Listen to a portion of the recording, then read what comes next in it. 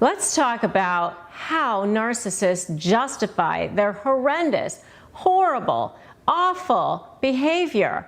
The rest of the world is looking at them going, what the hell?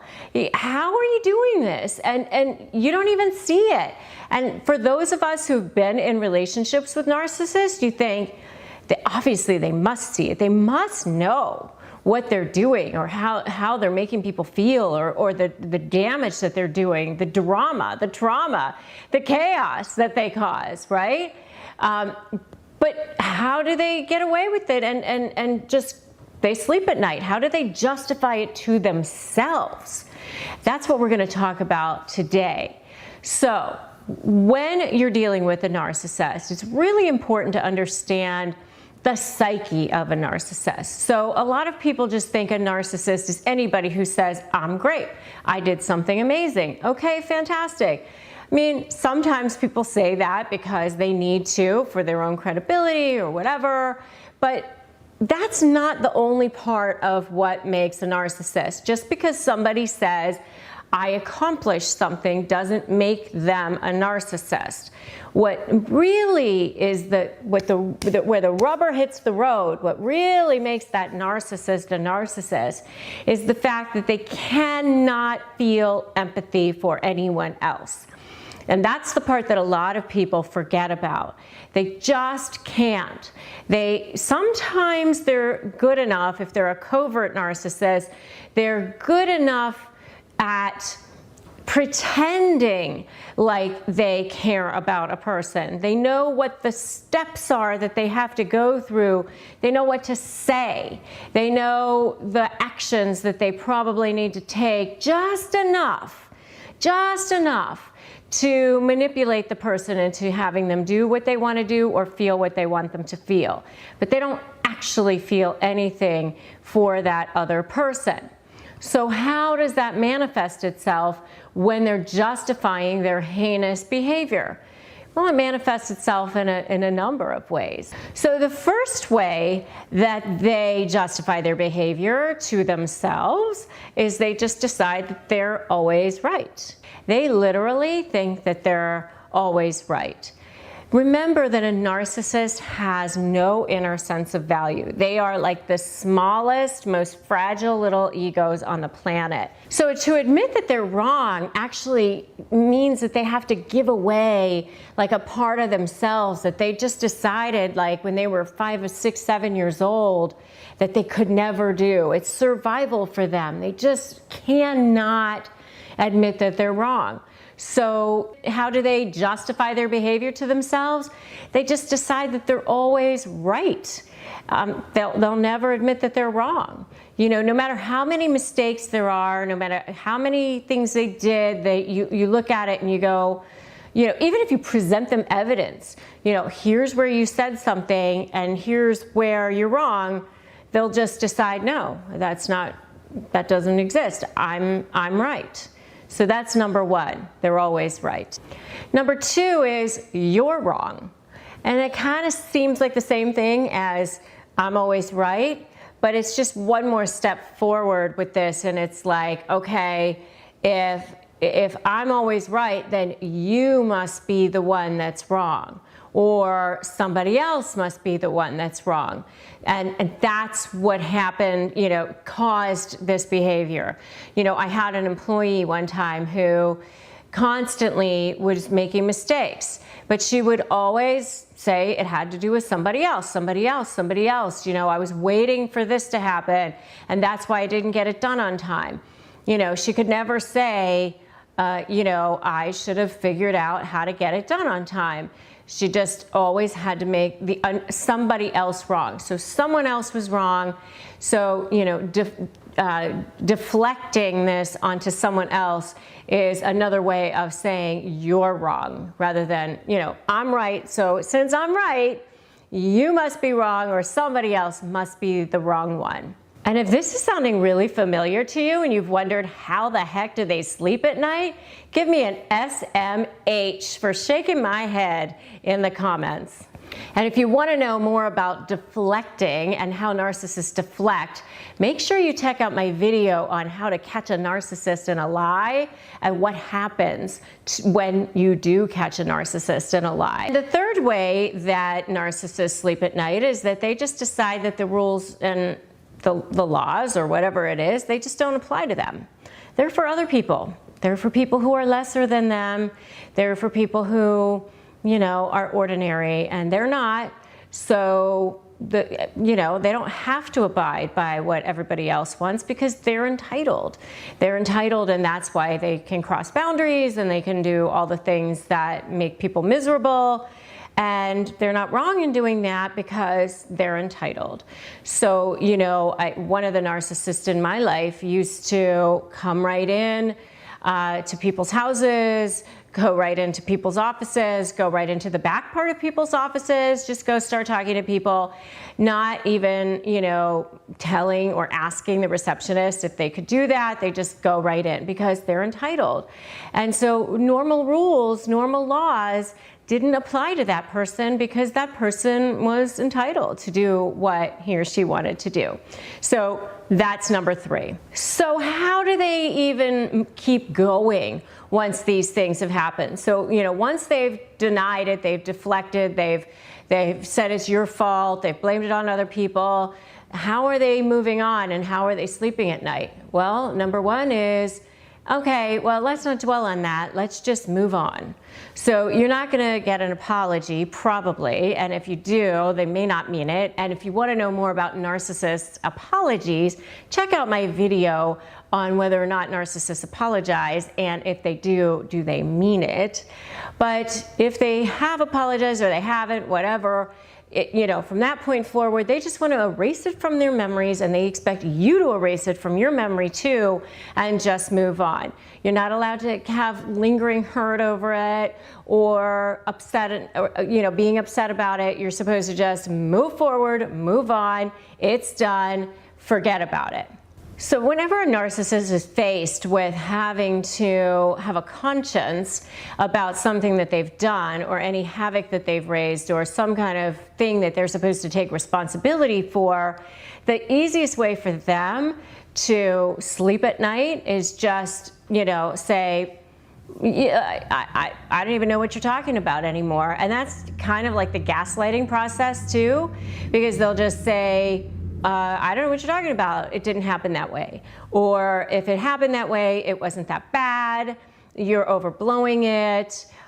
You're making way more out of the situation than you needed to. Or, no, I actually wasn't involved with that, even though you know that they were.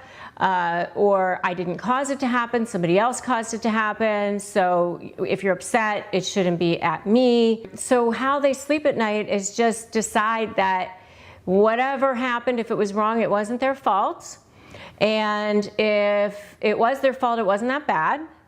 And since it wasn't that bad, you should just move on. And everybody should just forget about it. And that'll be the easiest way for everyone to just start anew.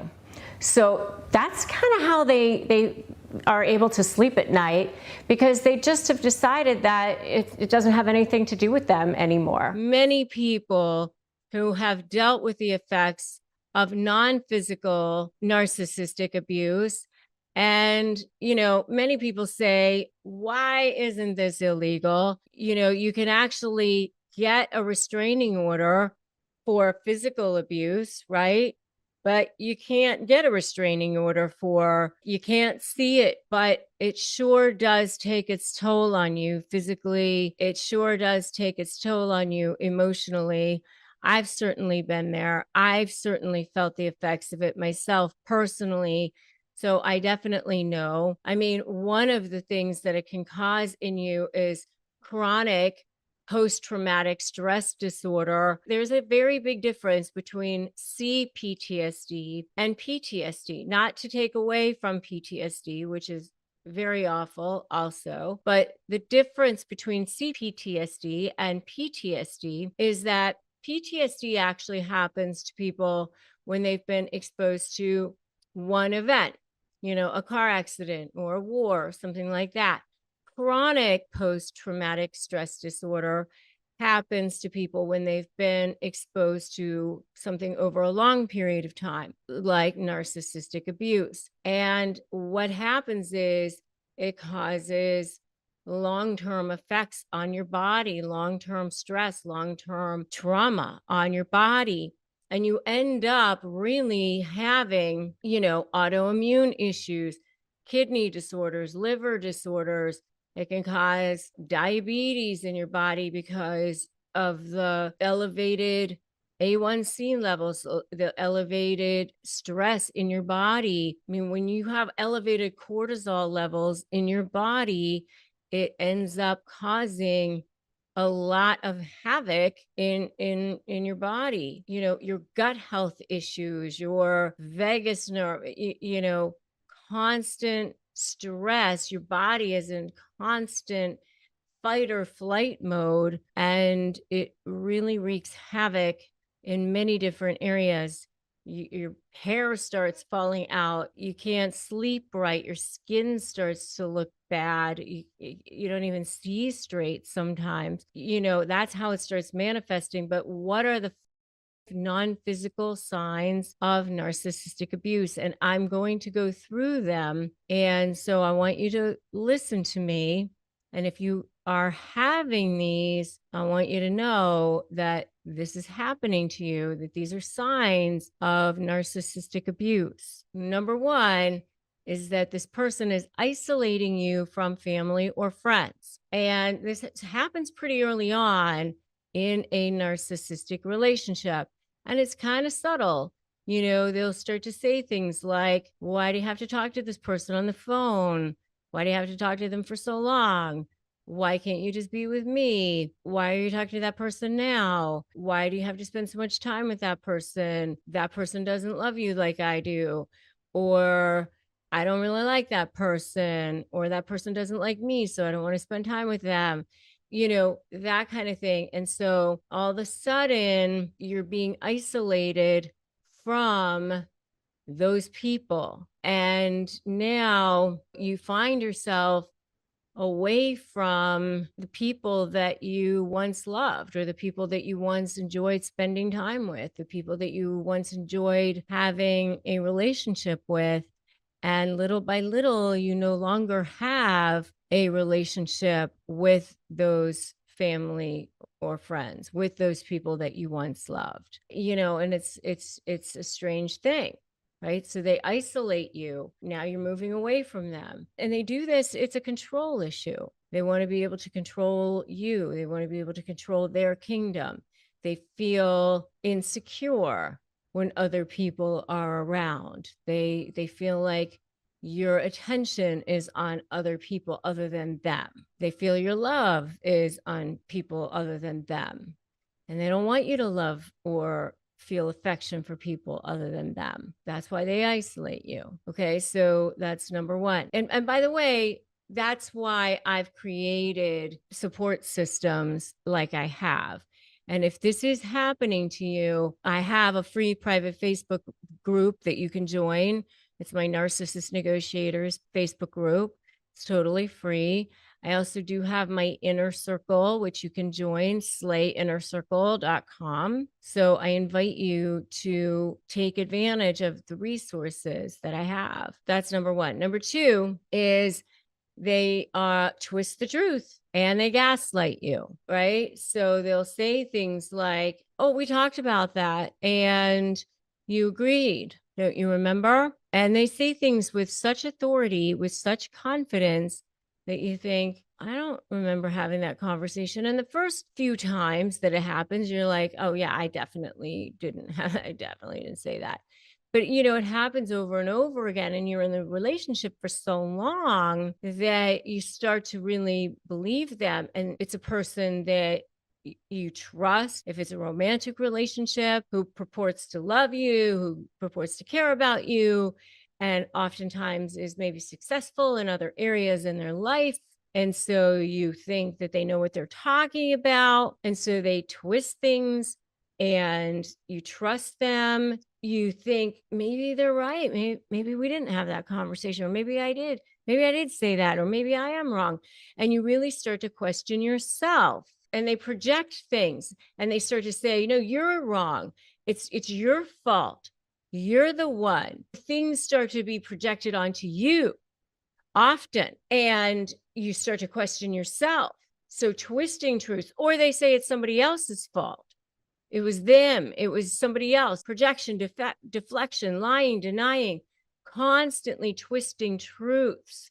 But most of the time it's you. You're delusional. You're the one with the problem. Twisting truths, constant gaslighting, non-physical sign of narcissistic abuse. It erodes away at you. So you, who once felt good about yourself, who once felt like you knew who you were, start to feel unsure, unsteady, unstable. Non-physical sign of narcissistic abuse. Number 3, hot and cold behavior. I love you. I hate you. I'm all over you. I can't get enough of you. Get the heck off of me. You're amazing. You're the most incredible thing I've ever seen. I'm repulsed by you. I mean, it's literally almost like that, but not always in those terms, but basically kind of like that from day to day. And there was a study done by a psychiatrist or psychologist named Robert Sapolsky from Stanford on monkeys. One set of monkeys were given a treat every single time they did something great. In those monkeys' brains, nothing happened. The other set of monkeys were given a treat sometimes, intermittently. They didn't know when they were going to get something. Those monkeys, just the anticipation of maybe they were going to maybe get rewarded, the anticipation caused the dopamine levels in their brain to rise to the level of cocaine. Not getting the treat, the anticipation that they might. And that's what happens with this hot and cold behavior. Hot, cold, hot, cold, hot, cold. And that's what happens with these narcissists. Constant flooding, showing up at your house or office, whatever, flowers, sweep you off your feet. And then the next day, ghosting you, not responding to emails. I can't stand you. You're so needy. I have to work. What's your problem? Hot and cold. And that's what they do, or this withhold of information, private. I can't tell you things. Don't go into my stuff. That very moody, hot and cold. And that's that cycle. And then don't leave me. I hate you. Don't leave me. That's what causes that trauma bond. The fourth one is this invasion of privacy and no boundaries. And, this is another one of those one-sided things, by the way. Don't touch their stuff. Don't even go near their phone. Don't go into their things. They'll absolutely go ballistic and berserk on you if you even go near sniffing touching their stuff. But they are allowed to break into your computer, break into your phone, show up wherever, and have absolutely no boundaries with regard to your space, your stuff. And even if you are like a professional, I'm aware of narcissists who will show up at their spouse's offices, even if they're doctors, lawyers, whatever, and there's confidential information around about their patients, about their clients that have nothing to do with their spouse, that they should not be seeing, that they should not be touching, that they should not be around, but they don't care because they feel like that spouse belongs to them. Or maybe it's their son, or maybe it's their daughter, or maybe it's their whoever. And if they feel like they're allowed to just barrel in, then that's what they get to do. Invasion of privacy, no boundaries when it comes to them. Like, it's all about them.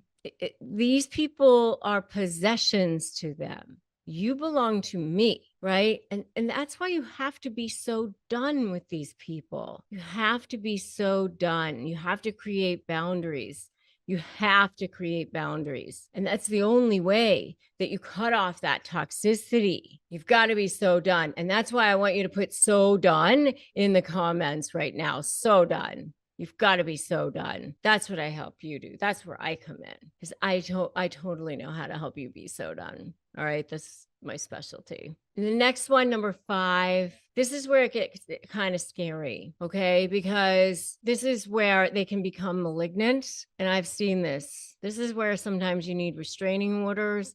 This is where sometimes you need, court intervention. Jealousy and accusations. It can turn very toxic here. It can turn kind of even deadly sometimes. When they can become super jealous, they start to stalk, they start to become violent. But that's a very, very telltale sign of non-physical narcissistic abuse. It's sometimes people can be a little bit jealous here and there or whatever, but when they start accusing you, when they start really going a little bit insane with the accusations, when they start going over the top with the jealousy and accusations, it's not okay. And it's constant. Where were you? What are you doing? I want to see your phone. When they start tracking you, I've seen car trackers, phone trackers. That's not okay. I've seen them slash tires. Not okay. That's when you have to be so done. It can get kind of dangerous. Okay. So jealousy and accusation. Yeah. The reason I am on this mission is because I have had to deal with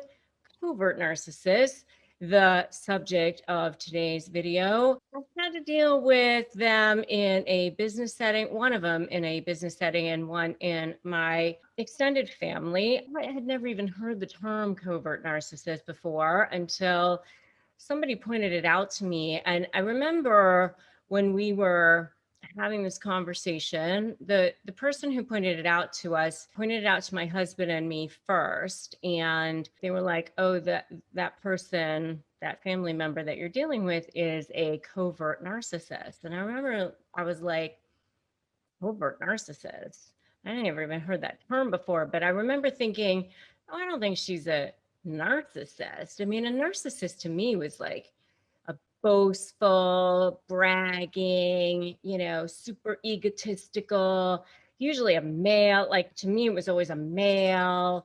I mean, it had never occurred to me, number one, that a narcissist could be a female. And by the way, the person who was calling this person a narcissist happened to be a psychologist. I was like, I don't think she's a narcissist.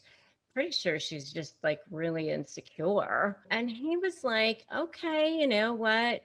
Let it be a hypothesis. And if I'm wrong, I guess you'll know it. And if I'm right, you'll know it too. The facts and circumstances will bear it out.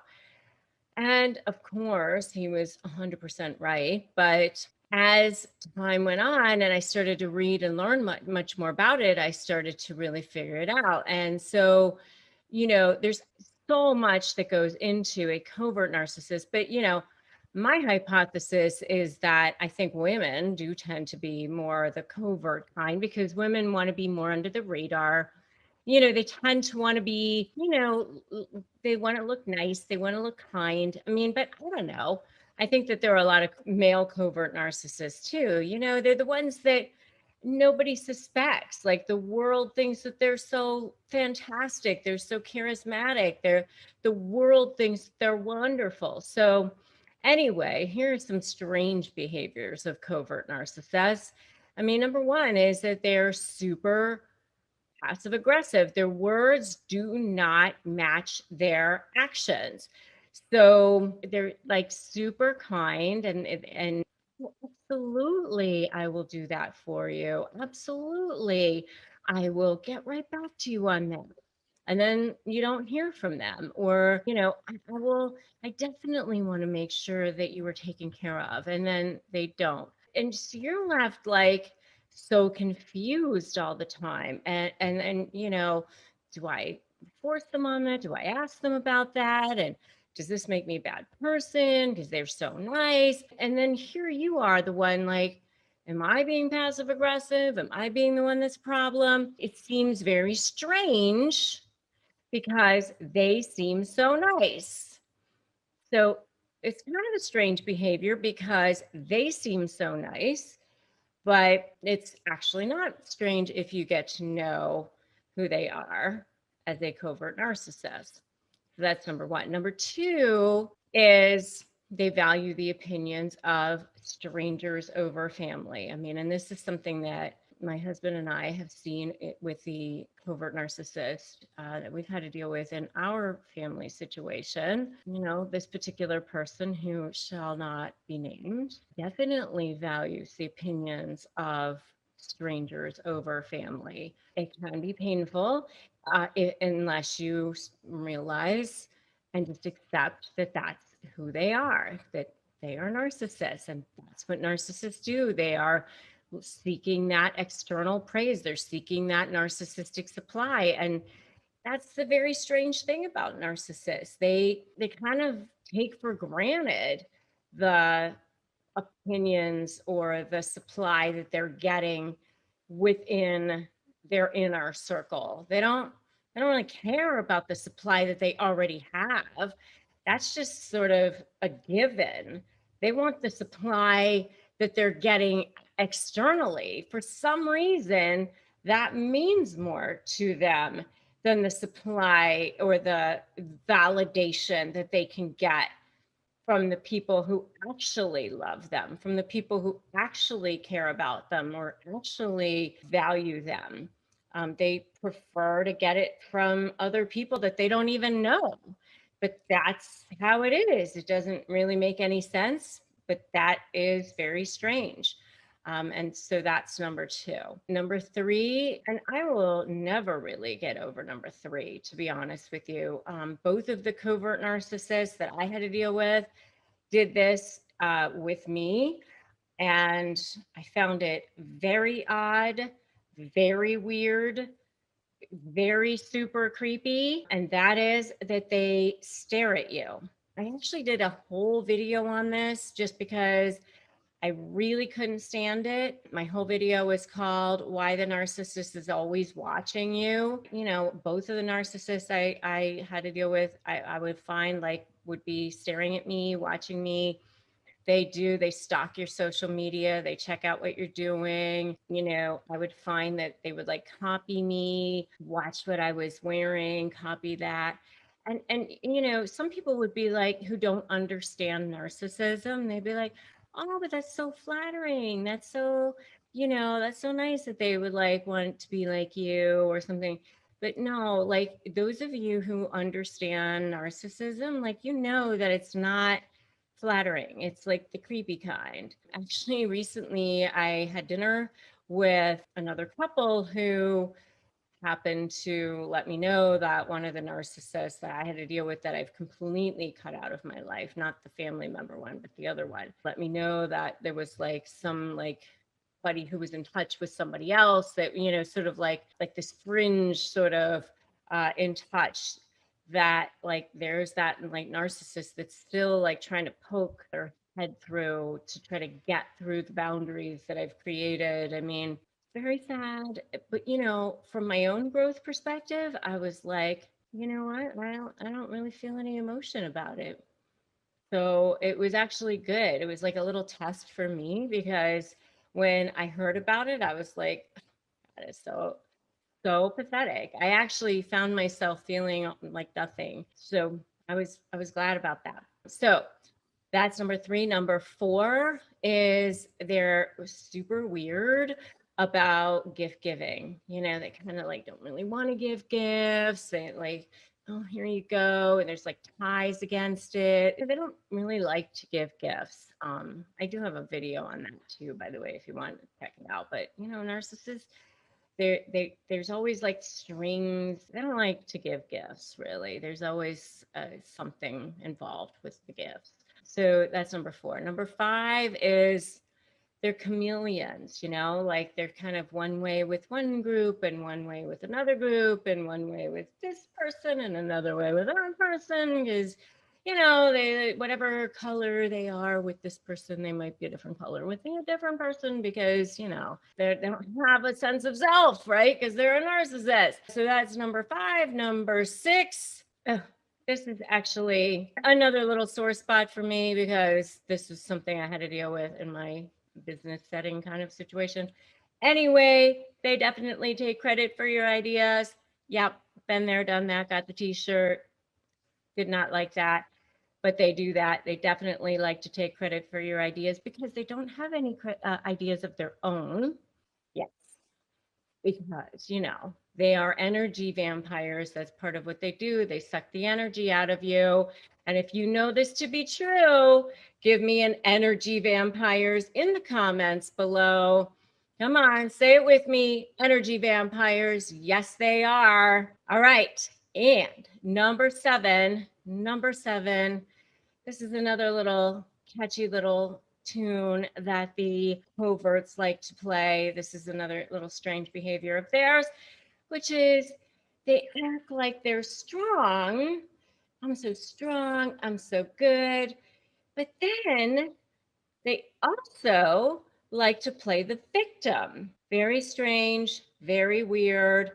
They want to play like they're strong, they're so good, but then they also, oh, they played me. I can't believe they did that to me. I'm so weak. The whole passive aggressive thing, part of the whole covert thing. I'm so nice, but I'm also, like, again, knives under me, so warm over here, but there's ice in my blood.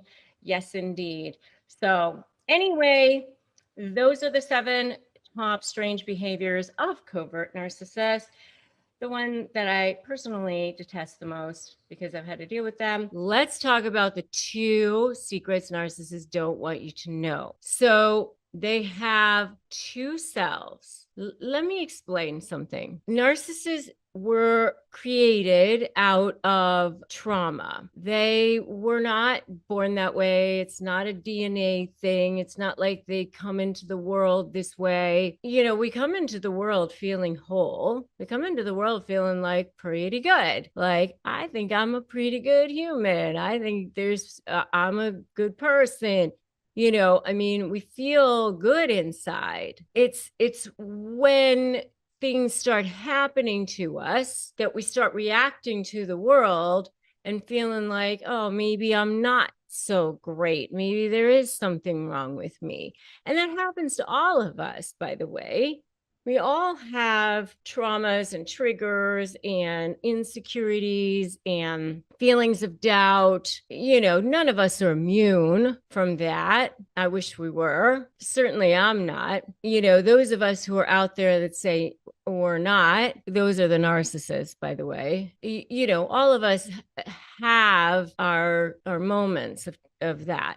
But what happens is with narcissists is that during their childhood, they were exposed to trauma on a regular basis. Something happened to them that caused them to constantly be in survival mode on a regular basis, that constantly caused them to feel like they were having to be in that fight or flight, feeling. And when you're in fight or flight, our brains emit chemicals. Our brains emit, epinephrine, things like that cause us to be able to be stronger, faster, better, so that we can fight or fly, right? So that's where the fight or flight comes from. And when we're children, and this happens on a regular basis, causes the brain to actually have arrested development in the limbic system part of our brain. And then what happens as you get older is that part of the brain then doesn't develop properly. So then the prefrontal cortex part of the brain, other parts of the brain, of course, we grow up and the logic part of the brain is, there. But what happens is, with narcissists, when they are presented with certain stimuli, which makes them feel like they need to survive, or they feel like where they're again being put in situations which are similar to those situations that made them feel defensive or made them feel like they were, potentially in danger, then that narcissistic injury gets triggered. So, when does that happen to them? Well, it could be any kind of situation, but a lot of times it's when they feel exposed. It's when they feel somebody has, slighted them in some way. Somebody has, outed them or, caused them to feel less in a situation or whatever it is. Then that narcissistic injury gets triggered, that narcissistic rage comes flying out, that limbic system of the brain gets activated, and here comes that cage. It's almost like a caged animal. It's almost like that part of them, that survival part of them, comes out, and they literally cannot help themselves, and they see black and white. It's like that other part of their brain is shut off, and they only see that at that moment. They cannot see the good anymore. They only see the bad.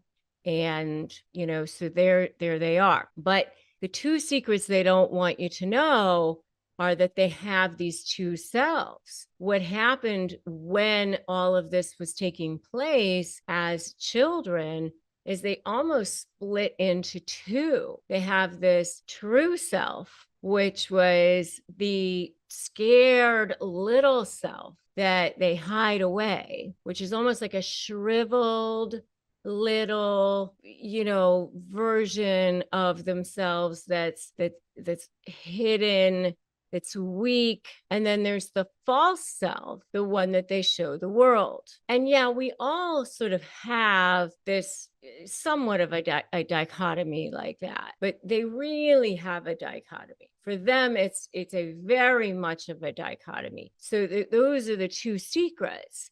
They've got this true self and then the false self that they show the world.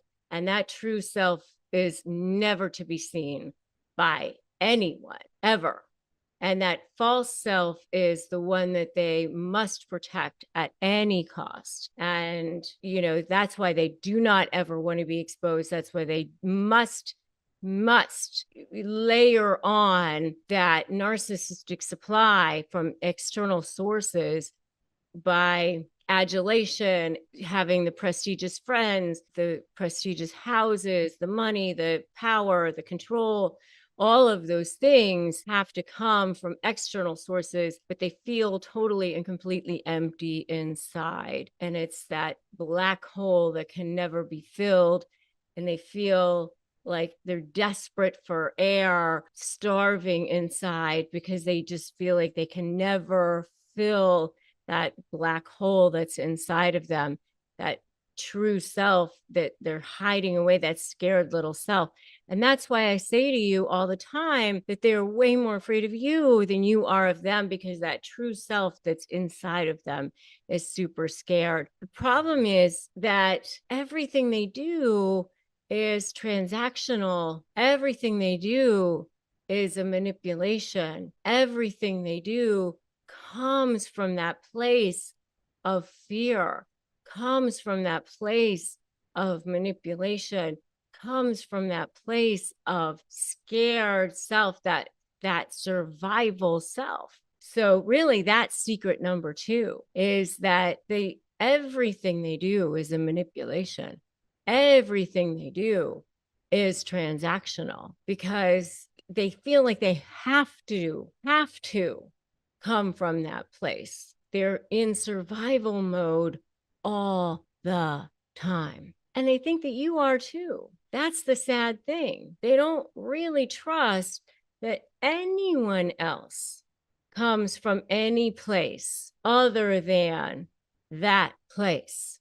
They don't trust anyone. They really do believe that everyone has an agenda, that everyone wants something from them, that no one is truly good, so they don't mind taking from other people, because they really think that everyone's out for their chips too, that it's a dog eat dog world. They think that it's like that. And it's very sad. If you agree with me, it's so sad. Just put so sad in the comments, because it is so sad. But that doesn't mean that you have to be in that space. You can't fix it. You can't heal it. When you go to help them, they're just going to drag you into that quicksand with them. It's not going to help. It's not going to help. You're going to just drown. You're just going to drown along with them. So what you need to do is move on. The hidden habits of a covert narcissist are that, number one, their public persona is very different than their private persona. They look very different on the surface than who they actually are. It's very shocking when you start to realize, because you just start to have this sense, but you kind of feel like you're going crazy when you start to suspect things, because everybody else thinks that they're wonderful, and they still seem so wonderful when you're dealing with them, but things aren't adding up. It's just sort of like they're passive aggressive. They agree to do things. Absolutely. Oh yeah, of course I'll do that for you. And then they don't. And you're asking them about it again. Oh, of course I'll get to that. Yes. And then they don't. You're so like, what's going on, and money issues, they didn't put the money in the right place. And why didn't they? Or they say they're going to get something from the store and then they don't. And, and you would just wonder, like, what is going on, like, oh, could you get the tickets and I'll make sure to pay you back. And then they don't, or they say they're going to call when they're supposed to, but then they don't. And oh yeah, I just, I didn't get to that. But they still seem like they're so nice. So you just think like, maybe it's inadvertent, or maybe I'm reading too much into this, or it's very, very subtle. But then it just keeps happening and things are not the way they seem. But their public persona is very, very different, because they're just very passive aggressive. So that's number one. Number two is they express rage and then they deny their anger. It's just like this surface thing that's happening. And then, oh, I'm not angry. I mean, it's just like they seem like they're angry, but then oh, I'm not angry. And so you just constantly think like you're the one that's going crazy all the time, because it's just right underneath the surface, this constant sort of competition and smiling. But it's just this plausible deniability is happening all the time, where everything they say or everything they do doesn't really quite come back to them, So the things that they will say and the things that they will do don't quite come back to them. They might pit people against each other, or they might say things such as, oh, I can see that you've lost weight, but oh, too bad about the stretch marks. Or they withhold information. Oh, I meant to tell you that. Oh, it just slipped my mind. Little things like that. But when you go to tell somebody about it, they go, well, I'm sure that it was inadvertent, but it just stacks up, that sort of thing. Number three is they'll express criticism and make it sound like concern. Tim, he was drinking a lot last night, and I'm so worried about him. I'm so concerned about his drinking. They might say it in a context of a custody situation where it's long before the divorce has even started.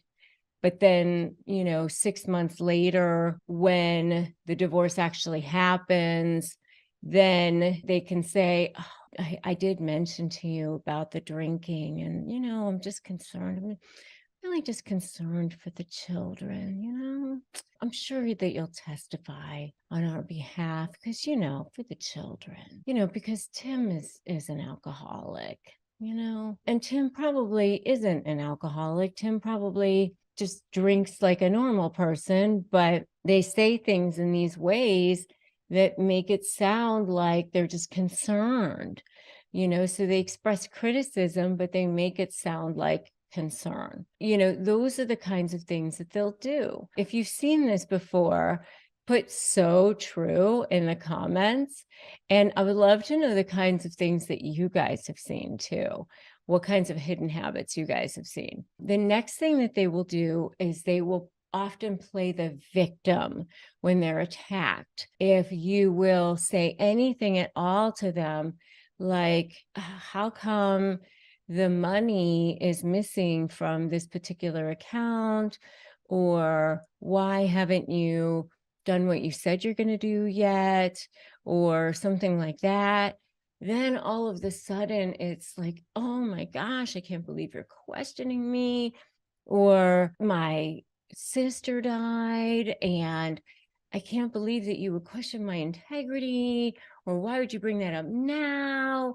And, you know, they play the victim, they start crying or something. They totally shift it so that they're the victim when they're attacked. All of that, like they're always the victim. Covert narcissists are excellent at being the victim and getting everybody else to think that they're the victim. I mean, that is the one thing about covert narcissists that they're very, very good at, and that's being the victim. And then number 5, of course, because they are narcissists, they have a lack of empathy because narcissists are narcissists. So, of course, they don't have empathy, just like all narcissists don't.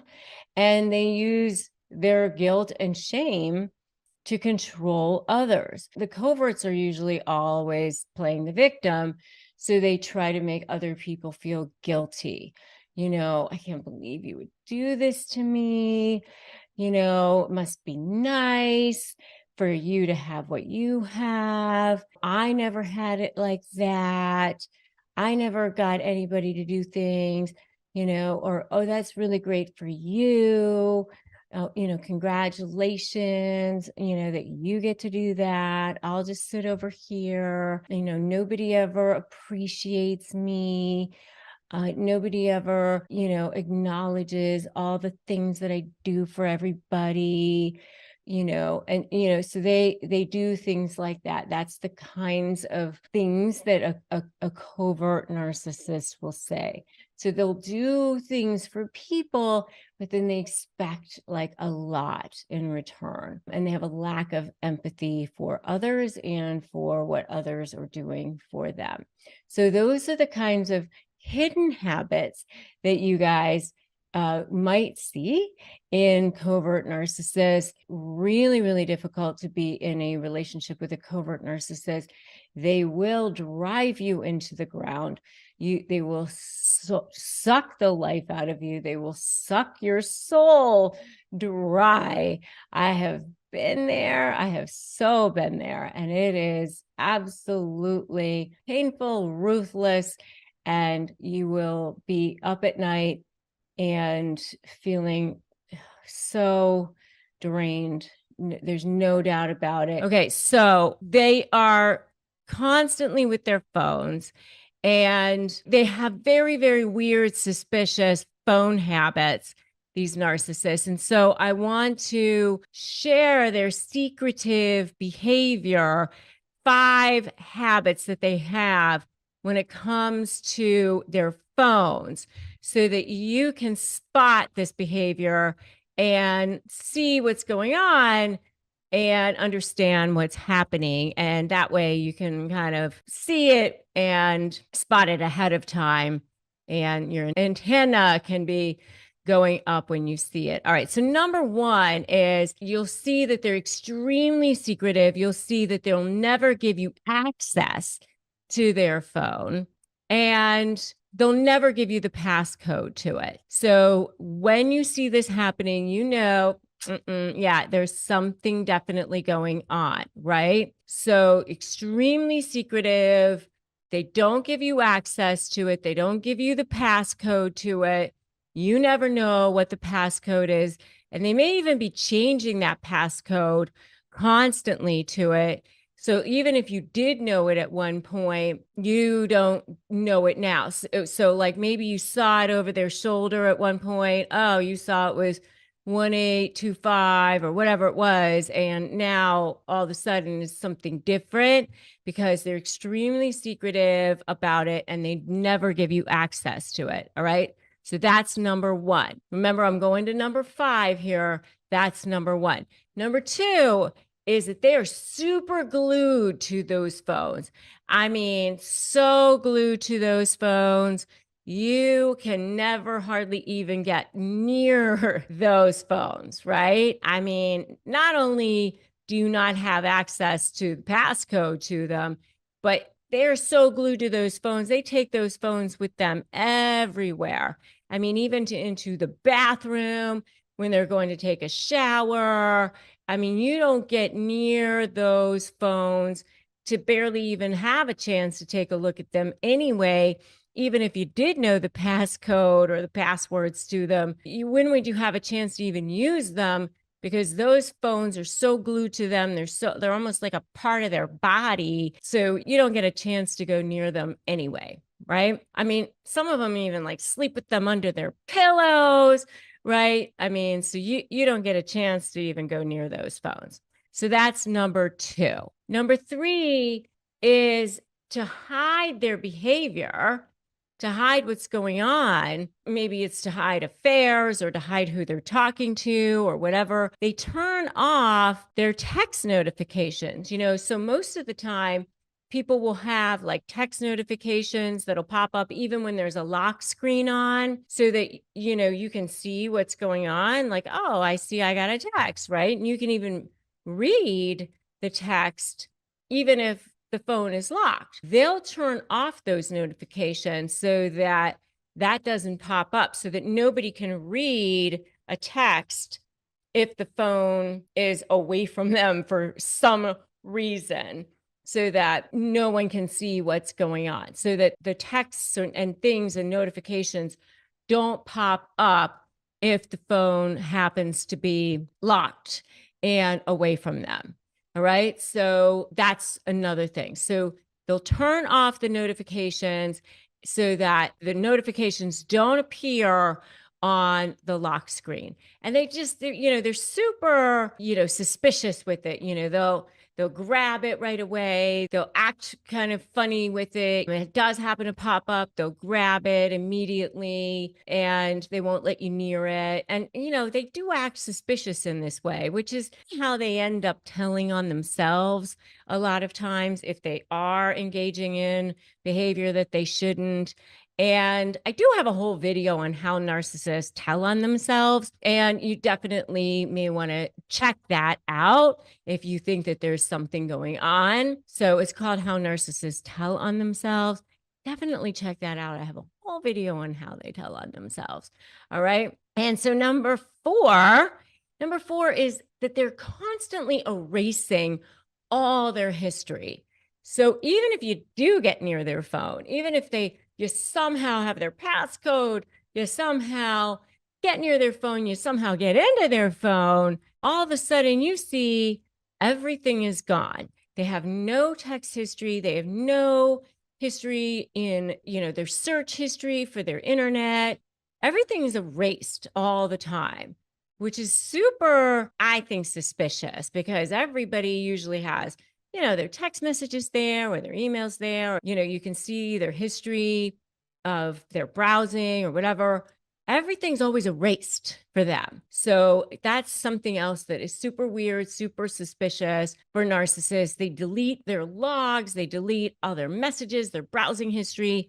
Everything's always deleted regularly. And that's something else that I find very, very suspicious. If you've seen any of this so far, give me a totally in the comments. If you've seen any of these weird, suspicious behaviors so far, give me a totally in the comments below. And the last one that I've got for you today is that their phone is always on silent mode. It's never where it rings. And sometimes it's not even on vibrate, it's just on silent completely.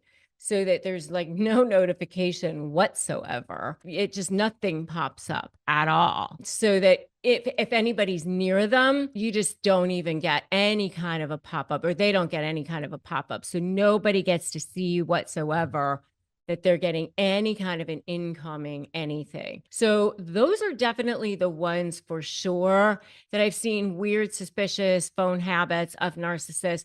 There's all kinds of other ones too, where they might have even downloaded apps that they use to communicate, or some of them don't even have any apps on their phones whatsoever. I mean, there's all kinds of other ones, but those are the main 5 that I've seen. Okay, so covert narcissists are actually the ones that I personally have had to deal with myself. I have had to deal with it in a business situation, and my husband and I have had to deal with one in our family. So we personally know the horrible situation that it is with covert narcissists. I mean, they are the ones that are like stealth or under the radar, the ones that kind of seem nice on the surface. Everybody thinks that they're so nice.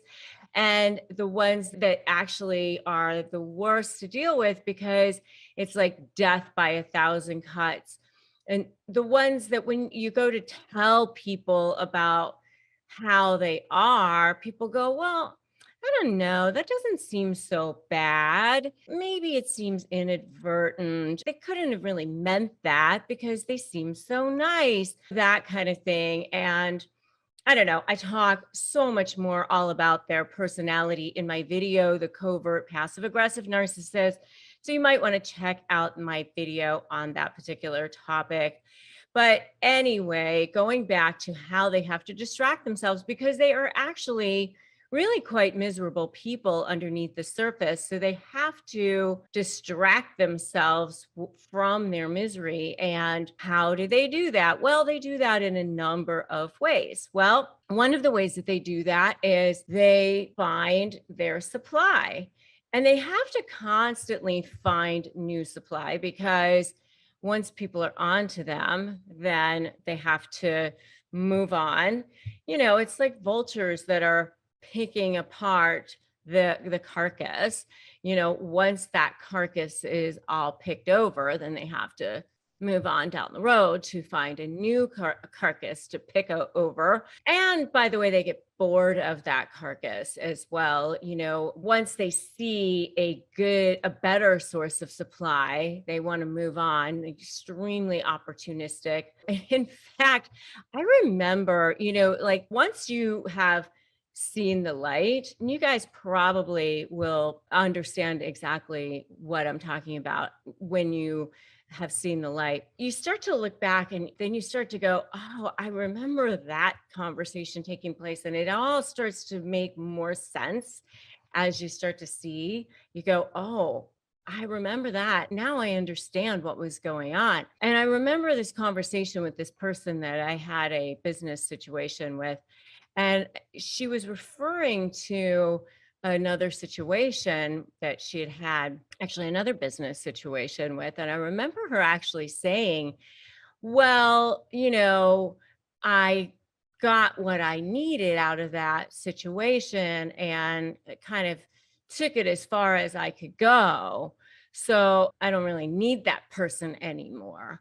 And it was like, now that I understand what that person was about, it makes perfect sense, right? But she didn't need that person anymore. She'd kind of gotten what she needed out of it, right?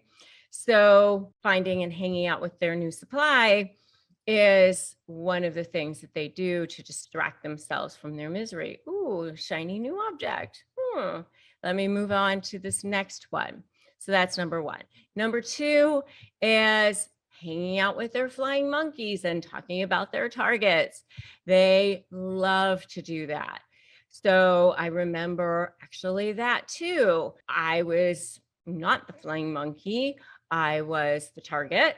And I remember knowing who the flying monkeys were. And, of course, I was the one at the time that this business person had glommed onto as the source of supply. But then they glom onto that source of supply, and then they want to devalue the supply, or they want to show the supply how good they are, or how they can be better than you, or hang out with people that are another source of supply, or whatever it is. And you're supposed to somehow be jealous or somehow wonder what they're up to or something like that. And I remember thinking, am I supposed to be wondering what you're talking about? Am I supposed to be wondering what you're doing? Because I remember thinking, I know that's what you're doing.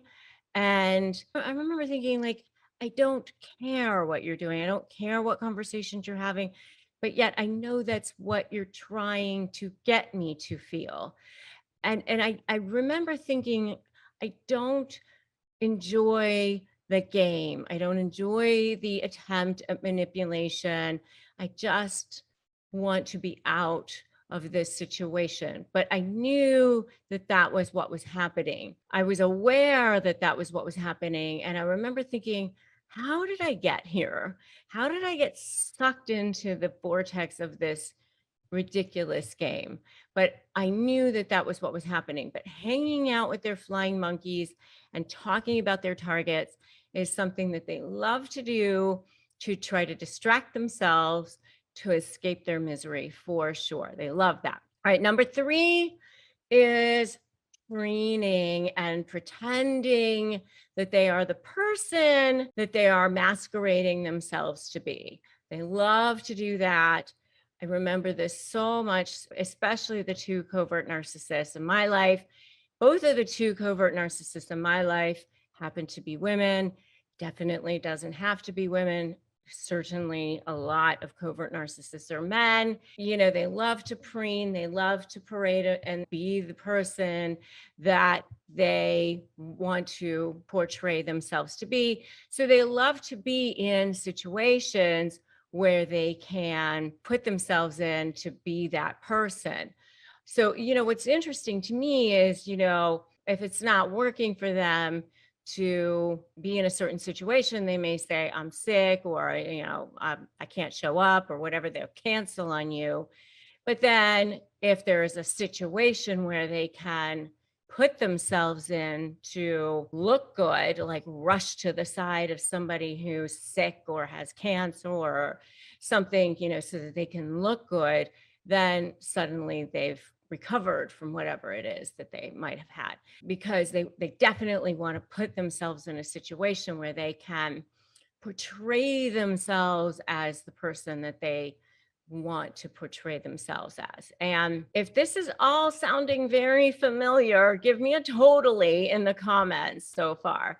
So I know that this is sounding familiar to all of you. So I want you to give me a totally in the comments. All right.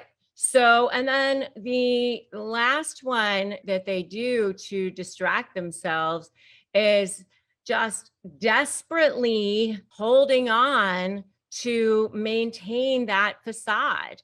Desperately holding on. I mean, desperately doing whatever they need to do to keep it going. So what do they need to do to maintain that facade? What have they set up in their life to keep it going? So if it's a work situation, if it's a charity that they're running, if it's something that they're doing at a volunteer situation, something within their family, whatever it is that they've got set up to keep themselves looking good, they've got to keep that going so that they can maintain that picture of who they are. So whatever they need to do, they desperately keep that going to distract themselves, to escape their misery. And so those are the things that they do, that covert narcissists do, to continue to escape their misery. And when they go to negotiate, by the way, it's all of this on steroids, and they keep going. But once it all starts to break down, then you become public enemy number 1, and it all starts becoming so much worse. And when that happens, you need to be on high alert. All right, let's talk about the 5 ways that narcissists sneakily, they chip away at you. And sometimes it's like you're that frog in that boiling water. Have you ever heard about that analogy? You know, the frogs that are sitting in the water and they don't even realize like the water's cold and it's slowly getting warm, slowly, and they don't even realize that they've been boiled. That's what happens sometimes with narcissists. Like all of a sudden you've been boiled because they've just kind of sneakily broken you down, and it just happens over time and you don't even realize what's been happening, and you're just like in it. They just do this thing to you. And so I just want to reveal some of the ways that they sneakily break you down. And you're going to want to watch all the way to the end because I'm going to give you 5 ways that they do this. It's like so secretive. It's so stealth. It's so insidious. And you don't even realize it's happening until it's happening. And I see it all the time in negotiations. And so when you're negotiating with them, when you're communicating with them, you know, you want to know, you're going to want to spot those signs. All right. Number 1 is that you'll be communicating with them, you'll be fighting with them, and after you're fighting with them, you bring up something that they clearly did wrong. Clearly, they did wrong. Somehow they turn it around that it was your fault. Like, for example, that they didn't do something that they were supposed to do. Very clearly, they didn't do something that they were supposed to do. And you lay out the facts, and let's say they didn't show up for something that they were supposed to show up for. Why didn't they show up for it? Why weren't they there? What happened to them? And on and on. You go through the plan or whatever it is, and somehow they stealthily turn that around to it's your fault and you have created this problem, making them feel terrible and making them feel like a piece of crap, and you're creating an issue in the relationship and you're angry all the time, and that's why they don't do what they're supposed to, because it's your anger. And then, you know, and you're like, I was only angry after you didn't show up. Oh, no, that's been going on for months before. And, you know, somehow it's all your fault. Now you're defending yourself against something, and it's all about you and no longer about the one thing that they didn't do. It all gets muddied up, and it's no longer about the one thing that they didn't do that they should be held accountable for. It's all about them. They make so much more noise around you and your behavior so that they no longer have to be held accountable for their behavior. And so that sneakily breaks you down. And now suddenly you're groveling at them and you're begging them to be in the relationship instead of the other way around. So that's number 1. Number 2 is they will refuse to communicate while discussing an issue. They'll say, you're interrupting, that, you know, here you're trying to discuss something, and then it becomes about how you brought it up, or the fact that you're too loud, your tone. It can't be about what it is that you want to actually discuss. You can never get back to the issue. It's this circular conversation. It becomes this word salad of things, and you're trying to get back to the issue at hand, and you can never seem to get back to the issue because they're saying things like, you interrupted me. And then, the next one is actually kind of similar, because they'll say, like, the timing was off.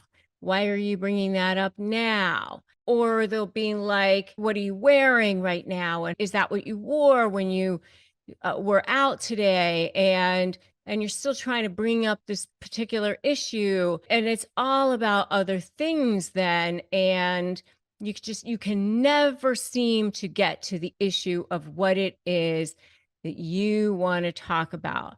And why are you bringing that up when you know that I have a headache? And what is it that you're wearing right now? And why are you yelling? And you literally just interrupted me. And that the neighbors can hear you, and you can seriously never get to what it is that you want to talk about. And they're breaking you down, and they're breaking you down. And, oh, and that reminds me, and you never addressed this issue, and now you're off talking about that, and now you're on some other tangent about something else, and you're never getting back to the issue that you want to talk about ever. And that's a whole form of gaslighting, by the way. And you should definitely check out my video on gaslighting phrases that narcissists use, because there's a whole other thing on that for sure. And if you are so ready to be free of this, put "I'm ready" in the chat right now. Just put "I'm ready" below in the comments, because I'm sure you are so ready to be free, right? Okay. And number 4 is even similar. It's like, they'll say you raised your voice when you didn't raise your voice, right? And now all of a sudden you're like, what? I didn't raise my voice. Or they will raise their voice. They'll start raising their voice. They'll start getting angry. They'll start making a show. They'll start getting dramatic. They'll start shutting you down. They'll just walk away. They'll just say, this conversation is done, so they'll just be ghosting you. They'll just decide they're done and stonewall you, so that you can't have any more of a conversation with them. And that will also break you down as well. And number five is they employ tactics to isolate you. So they'll say things like everyone else, or no one else, or I'm the only one who loves you, or I'm the only one who can stand you, or everyone else thinks this, or no one else thinks that. And so they make you believe that you are crazy in that way. Or they'll line up their minions, sometimes called flying monkeys, to make you think that they've got this army of people on their side who are believing their lies against you. And so it's another way of isolating you, another way of making you feel like you shouldn't stand up for yourself. And that's another way of breaking you down. I know the sneaky ways that narcissists control you. I've seen it. For years and years, I practiced law, and I didn't see it. I didn't know how, narcissists operate. I didn't really understand this, even as a lawyer.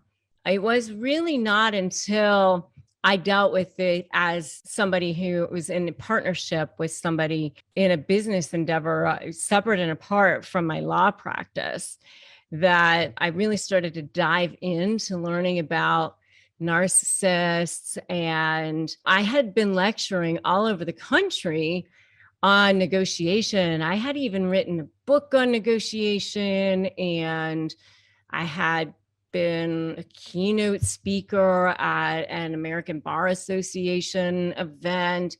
And, all of this on negotiation, but I sure as heck didn't know that much about narcissism. And I didn't know the sneaky ways that narcissists control you. And that's why the majority of attorneys in this country really don't understand narcissism. And it really wasn't until I realized I was dealing with a narcissist myself in a business situation that I really started to dive into learning about narcissism and reading a lot of books on narcissism. And that's when I started to apply what I was learning about narcissism to some of my cases when I was still practicing full on.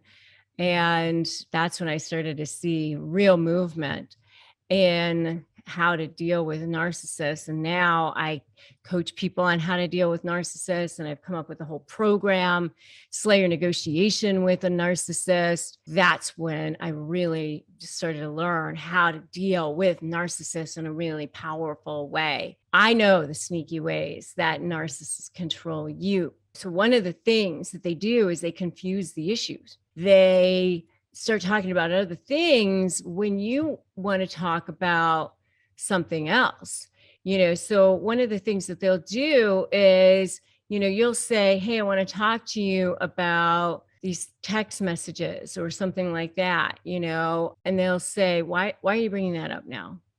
Well, I just wanted to talk to you about these text messages, bringing that up now because you make it difficult for me. And you know how stressed I am about work, and I'm dealing with my sickness right now. And you know that I was sick last week, and I'm dealing with the stress of this and all these other things. Oh, and you're yelling at me, and the neighbors can hear us, and then all of a sudden it's about all these other different things, and you never get to talk about what it is that you wanted to talk about. They confuse the issues. Okay. So that's a sneaky way that they control you. All right. So that's number one. They confuse the issues. Number two is they look for your weaknesses and then they use those against you. They know exactly what it is that your Achilles heels are, what your weaknesses are.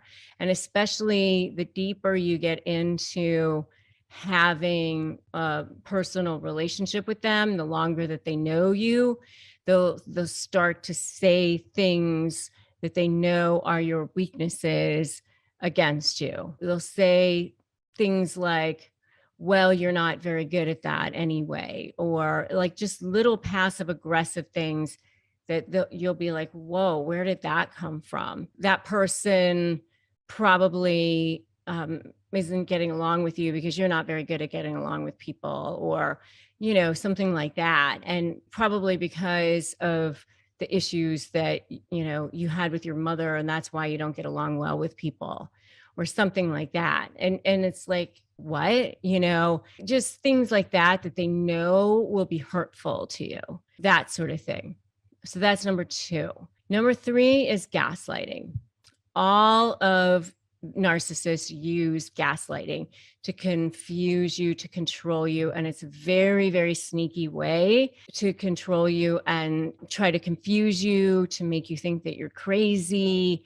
And gaslighting, there's so many different forms of gaslighting, but it's a way of destabilizing you. It's a way of making you think that you're crazy. It's a way of making you think that your reality is not your reality. So I do have a whole video on narcissistic gaslighting phrases, but, in short, it's basically a very brief explanation is something like, I'm going away next weekend. Oh, you're going away next weekend? I didn't know you were going away. Oh yeah, we talked about that and you agreed. Don't you remember? We never talked about that. Oh yeah, we had a whole conversation about it and you agreed. We never talked about that. Oh yeah, we did. And you never had that conversation, but they'll swear that you had that conversation. And they'll say things like that so many times, and then you start to question your reality, like, maybe we did have that conversation. And, that's the kind of thing that they'll do. Or, you'll see a text message that's very, very suggestive with a coworker, and, at night or something like that, or love you and, that sort of thing. And they'll say, that's not what you're seeing. You're so needy. You're very paranoid. We're just friends, and make you think like you're the one who's crazy, that sort of thing. Number 4 sneaky way that narcissists control you is they become the victim by turning the tables. They do something wrong. And so, you question them on it.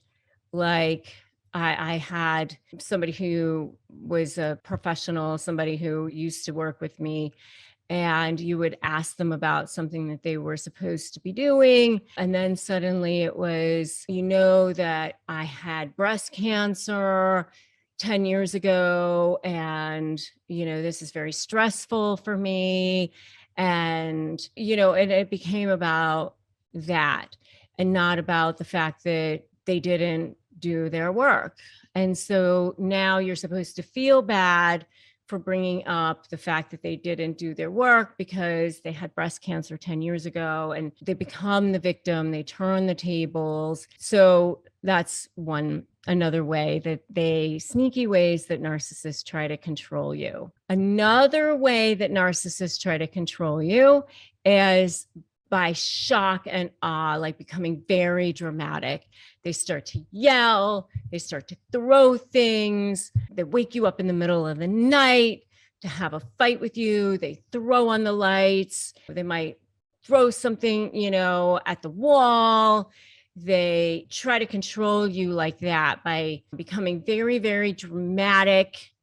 And, I had a slay client that I just interviewed, Shikati, who you should definitely listen to his interview on my podcast and also video here, where he talked about how he had actually like PTSD after getting out of the narcissistic relationship, because the narcissist that he was in relationship with used to throw on the lights in the middle of the night and, start to have fights with him in the middle of the night. That's the kind of thing they do. Shock and awe by becoming super dramatic. That's a way to control you, to bring you to your knees like that. So that's another one. Another one is these hot and cold games that they play. They start off with the love bombing, and you're the most amazing, incredible, special human being they've ever met. They sweep you off your feet. They rock your world. You are amazing, and huge gestures, and lock you in as quickly as possible. And you're like, wow. And then all of a sudden ghost you, and they don't respond to text messages, and days may go by, and then all of a sudden, like, you're so needy. What's up with you? I have to work. And, like these hot and cold games, that they play. And that's a way of controlling you. So that's another one. Another one that they do is use guilt, try to guilt you, so especially around holidays. Or, this is a really biggie for covert narcissists. And I have a whole video on covert narcissism in relationships. Definitely check that out. And I dealt with a covert narcissist myself. So how do narcissists contradict themselves? They constantly do. They constantly contradict themselves. And, it's kind of crazy. And when you go to negotiate with them, you can actually use this as leverage. And that's why I want to make sure that you watch all the way till the end and take notes, because you can actually use this as you're going to negotiate with them, strategize with them, and make sure you hold this close to the vest, because this is what you're going to be able to use against them when you are negotiating with them. This is your leverage. They constantly contradict themselves. They think that they're so great all the time. They really do contradict themselves constantly. So one of the ways that they contradict themselves is that they'll constantly tell you that they are the most truthful people in the world. They'll go around telling everybody that they're truthful, and they'll actually condemn people who are liars. They'll be like, oh, that person's a total liar. And they'll actually tell everybody how much integrity that they have. And they'll even tell people that integrity is their number one thing, but they are pathological liars. Like everything that comes out of their mouth is a total lie. And here's the thing, if people have to constantly tell you how amazing they are, how much they are not liars, how much everybody else is a liar, how much they're truthful, they're probably pathological liars. And they constantly contradict themselves as far as the truth. Here's the crazy thing about narcissists is that they lie about things that they don't even need to lie about, things that are even small things, things that are insignificant, and things that are readily verifiable. That's the thing that's like crazy to me. Here's an example. During the Johnny Depp and Amber Heard trial, she lied about the fact that she wasn't allowed to make movies that were where she was in relationships with men. She couldn't get close to men. She was afraid of that. And it was super readily verifiable that she was in this Magic Mike movie and her face was in the crotch of this guy, and she was doing these interviews and saying how great it was and how comfortable she was. I mean, it's so readily verifiable. I mean, why would she lie about that on the stand when it's readily verifiable? That's the kind of thing that, blows my mind. And by the way, I have a whole video on all of Amber Heard's lies on the stand if you're interested in checking that out. But that's the kind of thing that I just, really blows my mind. And even on a much smaller scale, I've seen that as a lawyer where somebody will send an email to somebody, like I've had a situation where a client had a meltdown with her son, threw her son out of the house at 2:00 in the morning, and then sent an email to the husband saying, this is probably better for us to take a little bit of a break. Why don't you call the bus service, have the bus service start coming to your house for a while, have him stay at your house for a while. And then 2 weeks later, files a motion saying that the husband is wrongfully keeping the child and she never agreed to having the child be over at the husband's house. I mean, when there's an email saying that he should call the bus service, that's the kind of thing. It's readily verifiable. Crazy things. So number two is that they'll demand respect of themselves, but then be totally disrespectful to you, constantly be demanding respect and then constantly interrupting you. They'll say, you need to lower your voice. And then they'll be yelling at you while they're saying, lower your voice.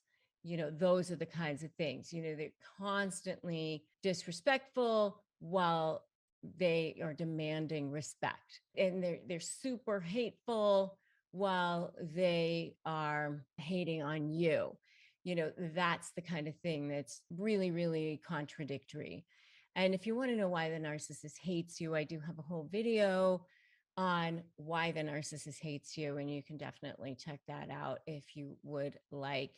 I mean, they're hateful inside, so you can definitely check that out. And the next one is that they will constantly be boastful about how much they work, how hard they work, how great they are at things. And then they run away from responsibilities. They never follow through on things. Covert narcissists are the worst at this. They'll, say that they're going to do things and then never follow through. Pretty much inherently lazy. And, they take credit for other people's ideas all the time. They're really just fakers a lot of times, and if you agree with me, just put total fakers in the comments right now. And, you've seen it, just put totally in the comments right now. I know that you guys have seen this before, right? And the next one is that they act like they're invulnerable all the time, like they're so strong and, no one can hurt them. But then they turn around and act like victims. Oh, I can't believe you did that to me, and you hurt me, and I can't believe that person did that to me, and I can't believe that person did that to me, and I can't believe you're against me. You're either for me or you're against me. They act like they're victims, but they act like they're so strong all the time. That's another way that they contradict themselves. Oh, you didn't take this deal. You didn't take it quickly enough. Now I'm moving the goalposts. Again, something that they constantly do in negotiations. And if you want to know why narcissists move goalposts, I have a whole video on that as well. Definitely want to check that out as well. Something they constantly do in negotiations. The last one is that they want to be seen as independent. I'm so independent. I don't need anybody. But then they constantly demand attention. I have to be seen. I have to be heard. They have to have attention on them all the time. But yet they want to be seen as independent. I don't need anybody. Very, very, very contradictory. There's so many different ways that they contradict themselves. And these are just a few of them. But as you can see, they are ways that you can actually use against them in negotiations and start stacking them up as leverage, as part of your strategy. Because once you understand the mentality, then you can start building strategy around that. A lot of times you're not necessarily noticing it right away. But first of all, you start off thinking this person is perfect. Whether it's a business relationship or a personal relationship, I dealt with a narcissist in a business situation personally. And, my husband and I have had to deal with narcissists in our family as well. And, regardless of the type of narcissist, whether it's a covert narcissist or an overt narcissist, it's the same kind of thing. They start off amazing. They start off like, oh my gosh, this is like the most perfect, amazing person in the world. And they make you feel like you're the most incredible human being they've ever met. Like, wow, the stars have aligned. And then they start this hot and cold thing. And that's where the game playing starts. That's the very first thing that you start to notice, this hot and cold, this ghosting, and, where did they go? That's the first sign, really, a lot of the time. Now all of a sudden you're needy or something like that. You can't get them to text you back, or they're super passive aggressive. You can't get them to do the things that you asked them to do or they promised that they would do.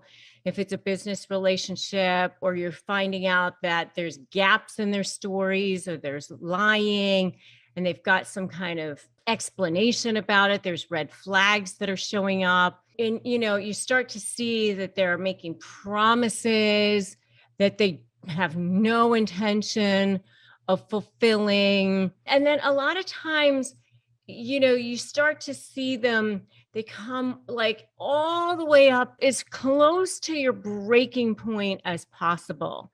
Like you're just about to the edge of, you can't take it anymore. And then back to love bombing again, back to future faking, back to it's all going to be better, back to you'll see, oh my gosh, it's going to be amazing, back to, if it's a romantic situation, flowers, or I'm so sorry, or crying and desperate to keep you, or whatever it is. And, if it's a business relationship, all of a sudden they start doing the things they were supposed to do, or whatever it is, because they know like you're maybe about to leave or something, so there's this hot and cold, this up and down, all the way to your breaking point where you feel like there's no way you can stay another day. And then they're good again. And then back to this thing. So you start to see that all the time. And in negotiations, you kind of see that where you think you have a deal and all of a sudden you don't have a deal anymore. Now they add something else or they take away something. And now it's constantly what I say, moving the goalposts. By the way, I have a whole video on why narcissists move goalposts, which you should definitely check out. Why do narcissists move goalposts constantly? Definitely check out that video. In that same vein, similar vein, they never resolve issues in the relationship. You have this constant circular conversation. You're trying to resolve an issue and they never resolve the issue. That's another game that they play. You sit there and you try to have a conversation with them about something. And let's say you try to talk to them about maybe something that they did or didn't do. And it's, why are you bringing this up now? Oh, I don't like your tone of voice. Oh, everybody can hear you right now. I'm really tired. Why are you talking about that? Oh, do this first, before you get to that, let's talk about this. And you never get to talking about what you wanted to talk about. Well, you interrupted me. So you never get to talking about what you wanted to talk about, ever. There's never any resolution to problems in the relationship. And another thing way that they play games is that they just never give you what it is that you want in the relationship. They'll say that they're going to give you what you want. You'll see that it's going to be better. And from now on, I'm going to always do this, that, or the other thing. It could be the simplest thing, if you're married to the person, from now on, I'm going to be doing the laundry every single week or whatever it is. And then they just never do it. And, well, this week I had that, and this week I had this, and it just never happens. And why are you always on my back? Whatever it is, it just never happens. By the way, if you are seeing what I'm seeing, and you totally are resonating with this so far, give me a totally in the comments. Just write totally in the comments. So those are the, some of the game playing that they do so far, and then a lot of times it's just that they'll just raise their voice. You're trying to talk to them, and the more you try to talk to them about something, they'll just raise their voice. Or they'll use hand gestures. They might even get physical with you because they just don't want to hear what you have to say. Or maybe they'll just walk away because they don't want to hear what you have to say. Maybe they just won't even text you back. Maybe they'll just completely ghost you because they don't want to hear what you have to say. So that's another way that they will game play you. They're just completely manipulating you constantly. So, they're toying with your feelings. It's just hot and cold constantly. You don't ever get what you want. They get what they want because they're constantly controlling you, game playing with you, and you just constantly feel used, abused, emotionally racked, and everything is your fault. Everything is, put on you. You're constantly being made to feel guilty. You're the one who's irresponsible, lazy, the problem in the relationship. And everything's always turned back on you. And, that's the way they manipulate. That's the way they game play. So, those are just some of the things. Those are just some of the ways that narcissists gameplay in relationships, romantic, business, personal. They act the same, whether it's covert, overt, doesn't matter. They act like that in any, and when they are negotiating, it's the same thing, only it's even more heightened. And that's why I specialize in this, because you cannot negotiate with a narcissist in a regular, reasonable person way. The regular rules of negotiation just simply do not work with narcissists.